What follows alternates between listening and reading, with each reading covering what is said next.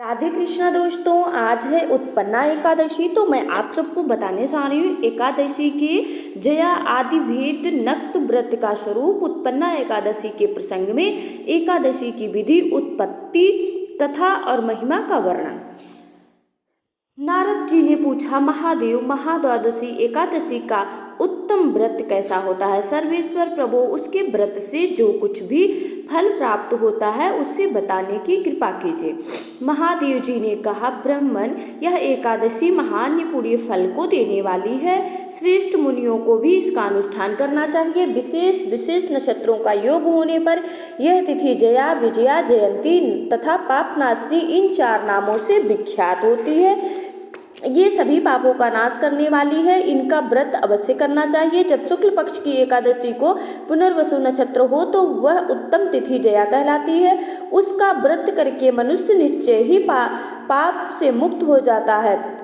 जब शुक्ल पक्ष की एकादशी को श्रवण नक्षत्र हो तो वह उत्तम विधि विजया के नाम से विख्यात होती है। इसमें किया हुआ दान और ब्राह्मण भोजन सहस्त्र गुना फल देने वाला है तथा होम और उपवास तो सहस्त्र गुने से भी अधिक फल देता है।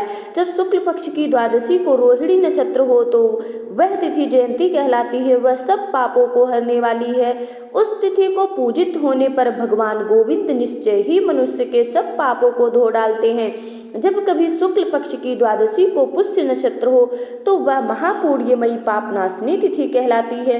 जो 1 वर्ष तक प्रतिदिन 1 प्रस्थ तिल दान करता है तथा जो केवल पापनाशिनी एकादशी को उपवास व्रत करता है उन दोनों का पुण्य समान होता है।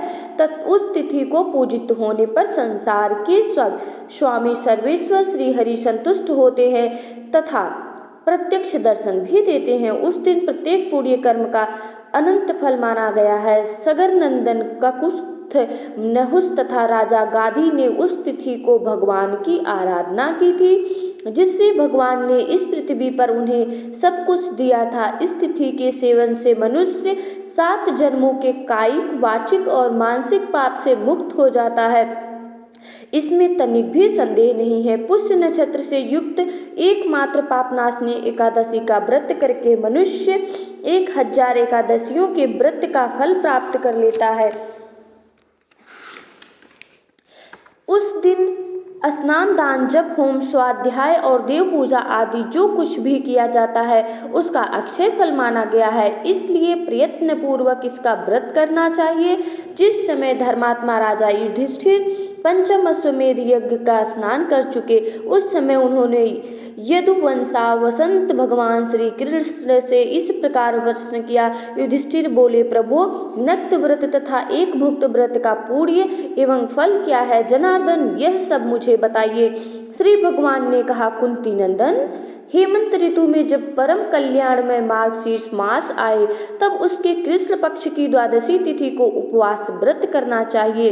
उसकी विधि इस प्रकार है। दृढ़तापूर्वक उत्तम व्रत का पालन करने वाला शुद्ध चित्त पुरुष दशमी को सदा एक भुक्त रहे अथवा शौच, संतोष आदि नियमों के पालन पूर्वक नक्त व्रत के स्वरूप को जानकर उसके अनुसार एक बार भोजन करे। दिन के 8वें भाग में जब सूर्य का तेज मंद पड़ जाता है उसे नक्त जानना चाहिए। रात को भोजन करना नक्त नहीं है। गृहस्थ के लिए तारों के दिखाई देने पर नक्त भोजन का विधान है और सन्यासी के लिए दिन के 8वें भाग में, क्योंकि उसके लिए रात में भोजन का निषेध है। कुंती नंदन, 10वीं की रात व्यतीत होने पर एकादशी को प्रातः काल व्रत करने वाला पुरुष व्रत का नियम ग्रहण करे और सवेरे तथा मध्याह्न को पवित्रता के लिए स्नान करे। कुएं का स्नान निम्न श्रेणी का है। बावली में स्नान करना मध्यम, पोखरे में उत्तम तथा नदी में उससे भी उत्तम माना गया है। जहाँ जल में खड़ा होने पर जल जंतुओं को पीड़ा होती है वहाँ स्नान करने पर पाप और पुण्य बराबर होता है। यदि जल को छानकर शुद्ध कर ले तो घर पर भी स्नान करना उत्तम माना गया है। इसलिए पांडव श्रेष्ठ घर पर विधि से स्नान करें। स्नान के पहले निम्नांकित मंत्र पढ़कर शरीर में मृत्तिका लगा ले। अश्वक्रांते, रथक्रांते, विष्णुक्रांते, वसुंधरे, मृत्तिके हरमे पापम यन्मया पूर्व संचितम। वसुंधरे, तुम्हारे ऊपर अश्व और रथ चला करते हैं। व्रती पुरुष को चाहिए कि वह एकचित्त और दृढ़ संकल्प होकर क्रोध तथा लोभ का परित्याग करे, अत्यंत पाखंडी, मिथ्यावादी, ब्राह्मण निंदक, अगम्या, स्त्री के साथ गमन करने वाले, अन्यान्य दुराचारी, परधनहारी तथा पर स्त्रीगामी मनुष्यों से वार्तालाप न करें। भगवान केशव की पूजा करके उन्हें नैवेद्य भोग लगाएं। घर में भक्ति युक्त मन से दीपक जलाकर रखें। पार्थ, उस दिन निद्रा और मैथुन का परित्याग करें। धर्मशास्त्र से मनोरंजन करते हुए संपूर्ण दिन व्यतीत करें। नृपश्रेष्ठ भक्ति युक्त होकर रात्रि में जागरण करें। ब्राह्मणों को दक्षिणा दें और प्रणाम करके उनसे संतुष्ट त्रुटियों के लिए क्षमा मांगे। जैसी कृष्ण पक्ष की एकादशी है वैसी ही शुक्ल पक्ष की भी है। इसी विधि से उसका भी व्रत करना चाहिए। पार्थ, द्विज को उचित है कि वह शुक्ल पक्ष और कृष्ण पक्ष की एकादशी के व्रती लोगों में भेद बुद्धि ना उत्पन्न करे।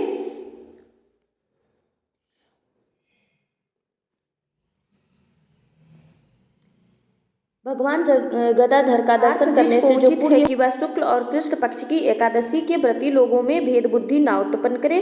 शंखोद्धार तीर्थ में स्नान करके भगवान गदाधर का दर्शन करने से जो पुण्य प्राप्त होता है तथा संक्रांति के अवसर पर 4 लाख दान देकर जो पुण्य प्राप्त किया जाता है वह सब एकादशी व्रत की 16वीं कला के बराबर भी नहीं है। प्रभात क्षेत्र में चंद्रमा और सूर्य के ग्रहण करने के अवसर पर स्नान दान से जो पुण्य प्राप्त होता है वह निश्चय ही एकादशी को उपवास करने वाले मनुष्य को मिल जाता है। केदार क्षेत्र में जल पीने से पुनर्जन्म नहीं होता। एकादशी का भी ऐसा ही महात्म्य है। यह भी गर्भवास का निवारण करने वाली है। पृथ्वी पर अश्वमेघ यज्ञ का जो फल होता है उससे 100 गुना अधिक फल एकादशी व्रत करने वाले को मिलता है। जिसके घर में तपस्वी एवं श्रेष्ठ ब्राह्मण भोजन करते हैं उसको जिस फल की प्राप्ति होती है वह एकादशी व्रत करने वाले को भी अवश्य मिलता है। भगवान कृष्ण कहते हैं, वेदांगों के पारगामी विद्वान ब्राह्मण को सहस्त्र गोदान करने से जो पुण्य प्राप्त होता है उससे 100 गुना पुण्य एकादशी व्रत करने वाले को प्राप्त होता है। इस प्रकार व्रती को वह पुण्य प्राप्त होता है जो देवताओं के लिए भी दुर्लभ है। रात को भोजन कर लेने पर उससे आधा पुण्य प्राप्त होता है तथा दिन में एक बार भोजन करने से देहधारियों को नक्त भोजन का आधा फल मिलता है। जीव जब तक भगवान विष्णु के प्रिय दिवस एकादशी को उपवास नहीं करता तभी तक तीर्थ दान और नियम अपने महत्व की गर्जना करते हैं। इसलिए पांडव श्रेष्ठ, तुम इस व्रत का अनुष्ठान करो। कुंती नंदन, यह गोपनीय एवं उत्तम व्रत है जिसका मैंने तुमसे वर्णन किया है। हजारों यज्ञों का अनुष्ठान भी एकादशी व्रत की तुलना नहीं कर सकता। युधिष्ठिर ने पूछा, भगवान, पूर्णिमयी एकादशी तिथि कैसे उत्पन्न हुई? इस संसार में क्यों पवित्र मानी गई तथा देवताओं को कैसे प्रिय हुई? श्री भगवान बोले, कुंती नंदन, प्राचीन समय की बात है। सत्य युग में मुर नामक दानव रहता था। वह बड़ा ही अद्भुत, अत्यंत रौद्र तथा संपूर्ण देवताओं के लिए भयंकर था। उस काल रूपधारी दुरात्मा महासुर ने इंद्र को भी जीत लिया था। संपूर्ण देवता उससे परास्त होकर स्वर्ग से निकाले जा चुके थे और शंकित तथा भयभीत होकर पृथ्वी पर विचरा करते थे। एक दिन जब सब देवता महादेव जी के पास गए, वहां इंद्र ने भगवान शिव के आगे सारा हाल कह सुनाया। इंद्र बोले, महेश्वर, ये देवता स्वर्ग लोक से भ्रष्ट होकर पृथ्वी पर विचर रहे हैं। मनुष्यों में रहकर इनकी शोभा नहीं होती। देव, कोई उपाय बतलाइए। देवता किसका सहारा ले? महादेव जी ने कहा, देवराज, जहाँ सबको शरण देने वाले, सबकी रक्षा में तत्पर रहने वाले जगत के स्वामी भगवान गरुड़ ध्वज विराजमान है, वहाँ जाओ, वे तुम लोगों की रक्षा करेंगे। भगवान श्री कृष्ण कहते हैं, युधिष्ठिर, महादेव जी की बात सुनकर परम बुद्धिमान देवराज इंद्र संपूर्ण देवताओं के साथ वहां गए। भगवान गदाधर क्षीर सागर के जल में सो रहे थे। उनका दर्शन करके इंद्र हाथ जोड़कर स्तुति आरंभ करके बोले। इंद्र बोले, देवेश्वर, आपको नमस्कार है। देवता और दानव दोनों ही आपकी वंदना करते हैं। पुंडरीकाक्ष, आप दैत्यों के शत्रु हैं। मधुसूदन, हम लोगों की रक्षा कीजिए। हे जगन्नाथ, संपूर्ण देवता मुर नामक दानव से भयभीत होकर आपकी शरण में आए हैं। भक्त वत्सल, हमें बचाइए। देवेश्वर, हमें बचाइए। जनार्दन, हमारी रक्षा कीजिए। दानवों का विनाश करने वाले कमल नयन, हमारी रक्षा कीजिए। हे प्रभु, हम सब लोग आपके समीप आए हैं, आपकी शरण में आ पड़े हैं। भगवान शरण में आई हुई देवताओं की सहायता कीजिए। देव आपकी पति और आप ही मति, आप ही कर्ता और आप ही कारण हैं। आप ही सब लोगों की माता और आप ही इस जगत के पिता हैं। भगवान देवेश्वर शरणागत वत्सल देवता भयभीत होकर आपकी शरण में आए हैं। प्रभु, अत्यंत उग्र स्वभाव वाले महाबली मुर नामक दैत्य ने संपूर्ण देवताओं को जीतकर इन्हें स्वर्ग से निकाल दिया है। इंद्र की बात सुनकर भगवान विष्णु बोले, देवराज, वह दानव कैसा है, उसका रूप और बल कैसा है तथा उस दुष्ट के रहने का स्थान कहाँ है? इंद्र बोले, देवेश्वर, पूर्व काल में ब्रह्मा जी के वंश में तालजंघ नामक एक महान असुर उत्पन्न हुआ था जो अत्यंत भयंकर था। उसका पुत्र मुर दानव के नाम से विख्यात हुआ। वह भी अत्यंत उत्कट महापराक्रमी और देवताओं के लिए भयंकर है। चंद्रावती नाम से प्रसिद्ध एक नगरी है, उसी में स्थान बनाकर वह निवास करता है। उस दैत्य ने समस्त देवताओं को परास्त करके स्वर्गलोक से बाहर कर दिया है। उसने एक दूसरे ही इंद्र को स्वर्ग के सिंहासन पर बैठाया है। अग्नि, चंद्रमा, सूर्य, वायु तथा वरुण भी उसने दूसरे ही बनाए हैं। जनार्दन, मैं सच्ची बात बता रहा हूँ, उसने सब कोई दूसरे ही कर लिए हैं। देवताओं को तो उसने प्रत्येक स्थान से वंचित कर दिया है। इंद्र का कथन सुनकर भगवान जनार्दन को बड़ा क्रोध हुआ। वे देवताओं को साथ लेकर चंद्रावतीपुरी में गए। देवताओं ने देखा दैत्यराज बारंबार गर्जना कर रहा है। उससे परास्त होकर संपूर्ण देवता दसों दिशाओं में भाग गए। अब वह दानव भगवान विष्णु को देखकर बोला, खड़ा रह, खड़ा रह। उसकी ललकार सुनकर भगवान के नेत्र क्रोध से लाल हो गए। वो बोले, अरे दुराचारी दानव, मेरी इन भुजाओं को देख। यह कहकर श्री विष्णु ने अपने दिव्य बाणों से सामने आए हुए दुष्ट दानवों को मारना आरंभ किया। दानव भय से विह्वल हो उठे। पांडुनंदन, तत्पश्चात श्री विष्णु ने दैत्य सेना पर चक्र का प्रहार किया। उससे छिन्न भिन्न होकर सैकड़ों योद्धा मौत के मुख में चले गए। इसके बाद भगवान मधुसूदन बद्रिकाश्रम को चले गए। वहां सिंहावती नाम की गुफा थी जो बाहर योजन लंबी थी। पांडुनंदन, उस गुफा में एक ही दरवाजा था। भगवान विष्णु उसी में सो रहे दानव मुर भगवान को मार डालने के उद्योग में लगा था। वह उनके पीछे लगा रहा। वहां पहुंचकर उसने भी उसी गुहा में प्रवेश किया। वहां भगवान को सोते देख उसे बड़ा हर्ष हुआ। उसने सोचा, यह दानवों को भय देने वाला देवता है, अतः निसंदेह ही इसे मार डालूंगा। युधिष्ठिर, दानों के इस प्रकार विचार करते ही भगवान विष्णु के शरीर से एक कन्या प्रकट हुई जो बड़ी ही रूपवती, सौभाग्यशालिनी तथा दिव्य अस्त्र शस्त्रों से युक्त थी। वह भगवान के तेज के अंश से उत्पन्न हुई थी। उसका बल और पराक्रम महान था। युधिष्ठिर, दानव राजमुर ने उस कन्या को देखा। कन्या ने युद्ध का विचार करके दानवों के साथ युद्ध करने के लिए याचना की। युद्ध छिड़ गया। कन्या सब प्रकार की युद्ध कला में निपुण थी। वह मुर नामक राक्षस, महान असुर, उसके हुंकार मात्र से राख का ढेर हो गया। दानव के मारे जाने पर भगवान जाग उठे। उन्होंने दानव को धरती पर पड़ा देख पूछा, मेरा यह शत्रु अत्यंत उग्र और भयंकर था, किसने इसका वध किया?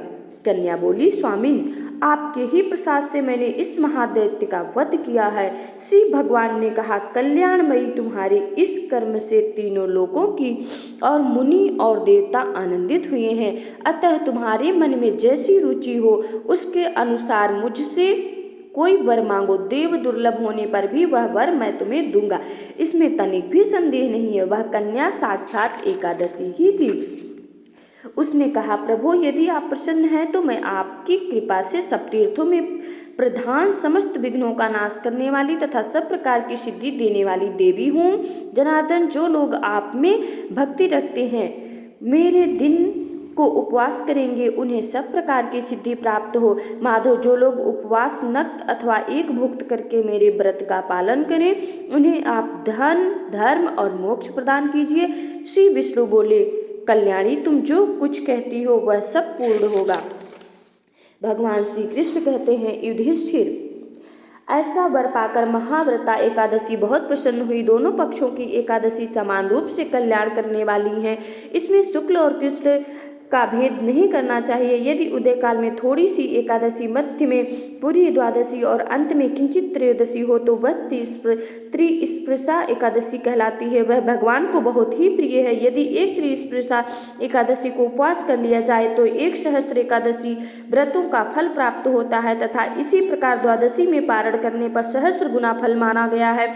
अष्टमी एकादशी, षष्ठी, तृतीया और चतुर्दशी ये यदि पूर्व तिथि से वित्त हो तो उनमें व्रत नहीं करना चाहिए। परिवर्तनी तिथि से युक्त होने पर इनमें उपवास का विधान है। पहले दिन में और रात में भी एकादशी हो तथा दूसरे दिन केवल प्रातः काल एक दंड एकादशी रहे तो पहली तिथि का परित्याग करके दूसरे दिन की द्वादशी युक्त एकादशी को ही उपवास करना चाहिए। यह विधि मैंने दोनों पक्षों की एकादशी के लिए बताई है। जो मनुष्य एकादशी को उपवास करता है वह वैकुंठ धाम में, जहाँ साक्षात भगवान गरुड़ ध्वज विराजमान है, जाता है। जो मानव हर समय एकादशी के महात्म्य का पाठ करता है उसे सहस्त्र गोदानों के पुण्य का फल प्राप्त होता है।